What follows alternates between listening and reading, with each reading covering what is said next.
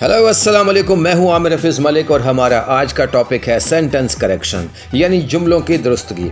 इस कॉन्सेप्ट को समझने के लिए आपको बहुत ही आसान तरीका बता देता हूं।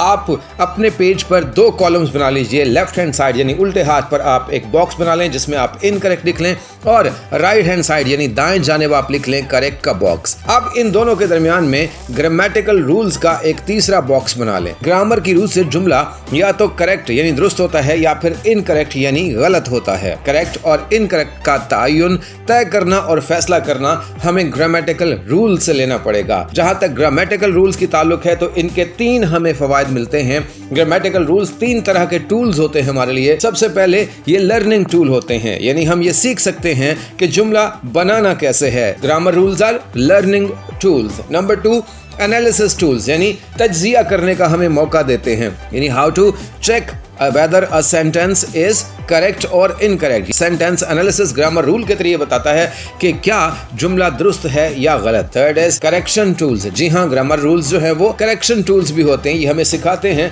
How to correct an incorrect sentence, यानी किसी गलत जुमले को दुरुस्त कैसे करना है। तो हमारे इस गुफ्तगू के 4 मेन पॉइंट हैं। नंबर 1, ग्रामर की रूल से जुमला या तो करेक्ट होगा या इनकरेक्ट होगा। नंबर 2, करेक्ट और इनकरेक्ट का तयन और फैसला करना ग्रामर रूल से ही हो सकता है। नंबर 3, ग्रामर रूल सीखना और ग्रामर रूल्स का आना बहुत जरूरी है। और नंबर 4, ग्रामर रूल्स हमारे लिए 3 काम करते हैं। नंबर 1, ग्रामर रूल की मदद से जुमला बनाया जा सकता है। नंबर 2, जुमले का तज्जिया किया जा सकता है।